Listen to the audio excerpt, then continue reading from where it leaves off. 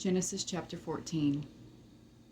In those days, King Amraphel of Shinar, King Arioch of Elasar, King Chedorlaomer of Elam, and King Tidal of Goim waged war against King Bera of Sodom, King Bersha of Gomorrah, King Shinab of Admah, and King Shemeber of Zeboim, as well as the king of Bela, that is Zor.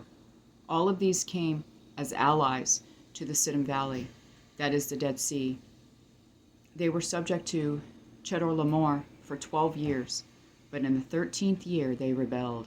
In the 14th year, Chedorlaomer and the kings who were with him came and defeated the Rephaim in Ashtaroth, Karnaim, the Zuzim in Ham, the Emim in Shaveh Kiriathaim, and the Horites in the mountains of Seir, as far as Elparan by the wilderness. Then they came back to invade En Mishpat, that is Kadesh, and they defeated the whole territory of the Amalekites, as well as the Amorites who lived in Hezazon Tamar.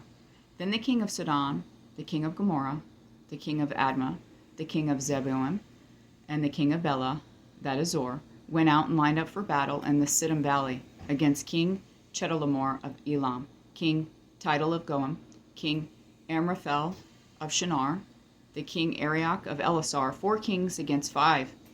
Now the Siddim Valley contained many asphalt pits, and as the kings of Sodom and Gomorrah fled, some fell into them, but the rest fled to the mountains. The 4 kings took all the goods of Sodom and Gomorrah and all their food and went on. They also took Abram's nephew Lot and his possessions, for he was living in Sodom, and they went on. One of the survivors came and told Abram the Hebrew, who lived near the oaks belonging to Mamre the Amorite, the brother of Eshcol and the brother of Aner. They were bound by a treaty with Abram. When Abram heard that his relative had been taken prisoner, he assembled his 318 trained men born in his household, and they went in pursuit as far as Dan. And he and his servants deployed against them by night, defeated them, and pursued them as far as Haba, the north of Damascus.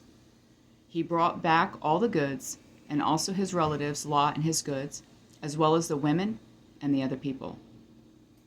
After Abram returned from defeating Chedorlaomer and the kings who were with him, the king of Sodom went out to meet him in the Shaveh Valley, that is the King's Valley. Melchizedek, king of Salem, brought out bread and wine.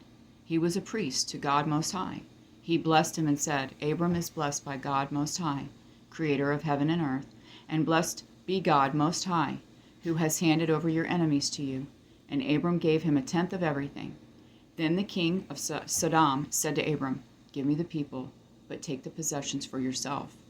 But Abram said to the king of Sodom, I have raised my hand in an oath to the Lord, God Most High, creator of heaven and earth, that I will not take a thread or sandal strap or anything that belongs to you.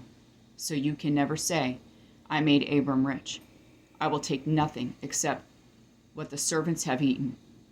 But as for the share of the men who came with me, Aner, Eshcol, and Mamre, they can take their share.